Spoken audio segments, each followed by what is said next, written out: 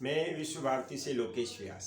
नमस्ते दोस्तों, आज हम इस विषय पर चर्चा करना चाहेंगे कि 22 जनवरी का जो प्राण प्रतिष्ठा समारोह हो रहा है अयोध्या में, उसकी वजह से पूरे देश में जो एक राममय माहौल बना है, उस माहौल के बाद यानी 22 जनवरी के बाद इस देश में क्या क्या परिवर्तन होने की संभावना है, इस विषय पर आज हम बातचीत करना चाहेंगे।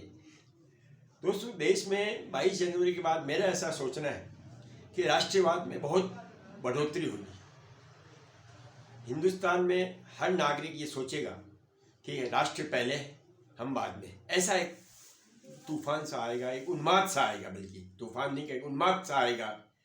तो वो एक राष्ट्रवाद में बहुत बड़ी बढ़ोतरी होगी। और राष्ट्रवाद, किसी देश में राष्ट्रवाद में बढ़ोतरी होना अपने आप में एक गौरवान्वित स्थिति है, अपने आप में एक बहुत अच्छी उपलब्धि है। आज की तारीख में विश्व में जापान में सबसे ज़्यादा राष्ट्रवाद का पोषक माना जाता है, उसके बाद जर्मनी को माना जाता है।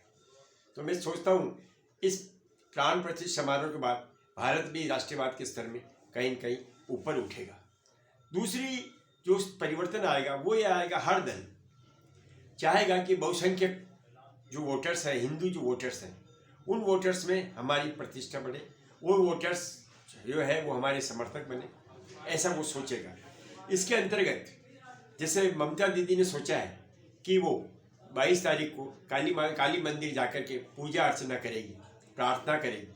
केजरीवाल जी ने अभी से ही हनुमान चालीसा जपना चालू कर दिया है। दिल्ली में जगह जगह दिल्ली में हनुमान चालीसा के पाठ हो रहे हैं और आगे भी होंगे। तो ये सब चीज़ें ये बता रही है कि हर दल ये सोच रहा है कि मैं किस तरीके से अपने हिंदू वोटरों को नहीं कटने दूं, अपने हिंदू समर्थक जो वोटर हैं, मतदाता हैं, उन पे मेरा असर पड़े और वो मेरे कम से कम मेरे खिलाफ जावे या मेरे पक्ष में आवे। ऐसा हर दल चाहेगा और इसी विषय में हर दल विचार करके अपने आगे जो भी कदम उठाएगा उसमें यह भी एक प्रमुख मुद्दा होगा कि हिंदू मतदाता मेरे साथ कैसे जुड़े।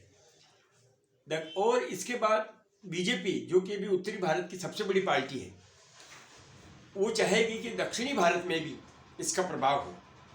तो निश्चित रूप से जो मोदी जी ने कदम उठाए हैं, उस निश्चित रूप से इस राममय वातावरण से दक्षिणी भारत में भी बीजेपी का प्रभाव कई क्षेत्रों में बढ़ने की संभावनाएं हैं। वर्तमान में दक्षिणी भारत में टोटल 140 सीटें हैं। उन 140 सीटों में से 29 सीटें बीजेपी के पास हैं।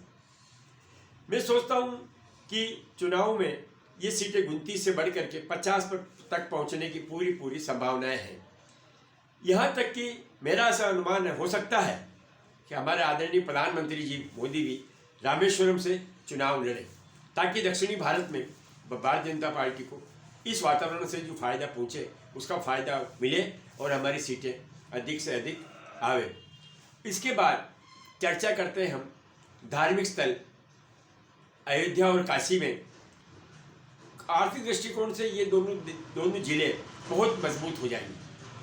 यहाँ रोजगार के बहुत साधन उपलब्ध होंगे और रोजगार के बहुत साधन यहाँ मिल जाएंगे। कई व्यापारिक दृष्टिकोण से, पर्यटक दृष्टिकोण से बहुत बड़े यहाँ पे होटल्स खुल जाएंगे और हो सकता है कि पर्यटन दृष्टिकोण से ये भारत ही नहीं, विश्व में भी इनका नाम, इनके नक्शे पे इनका नाम आना शुरू हो जाएगा।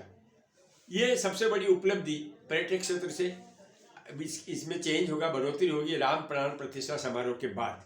इसके बाद अपन चर्चा करेंगे कि ये जितने भी जिले हैं, इन अन्य जो जिले हैं जैसे द्वारिका हो गया, मथुरा हो गया, तो इन जिलों में भी इसका प्रभाव आएगा और यहाँ भी कॉरिडोर बनेंगे और लोग बाग यहाँ भी, आने वाले आदमी यहाँ भी जाना चाहेंगे। तो मैं सोचता हूँ कि इसका दूसरा प्रभाव यह आएगा कि संघ जो है, जो इसके अनुसांगिक संगठन है, वो अनुसांगिक संगठनों में भी संख्या में एकदम बढ़ोतरी हो। लोग संघ के अनुसांगिक संगठनों से, संघ से, राष्ट्रीय स्वयंसेवक संघ से जुड़ना चाहेंगे। दूसरा इसमें यह हो जाएगा कि विश्व में जितने भी भारतीय रहते हैं उनमें एक प्रकार से एक राष्ट्रवाद ऐसा उनके दिमाग में आएगा कि वो अपने आप को गौरवान्वित महसूस करेंगे। विश्व में भारतीय होने का अपने आप में गौरव महसूस करेंगे। विश्व में उनको लगेगा कि आज हमारे देश ने इतना बड़ा फंक्शन किया है, इससे उनको बहुत गर्व महसूस होगा और इसलिए वो भारतीय जो है गर्व से इस सब पे चर्चा करेंगे। अंतिम इसमें जो मैं सोचता हूँ ये प्रभाव आएगा कि राजनीतिक राष्ट्रीय और अंतर्राष्ट्रीय क्षेत्र में मोदी जी का वैसे भी बहुत प्रभाव है, लेकिन इस कार्यक्रम के बाद मोदी जी का कद और बड़ा हो जाएगा और मोदी जी का जो कद वर्तमान में उससे भी काफ़ी बड़ा हो जाएगा और विश्व के जो अग्रणी नेताओं में इनकी गिनती होती है वो लगातार होती रहेगी।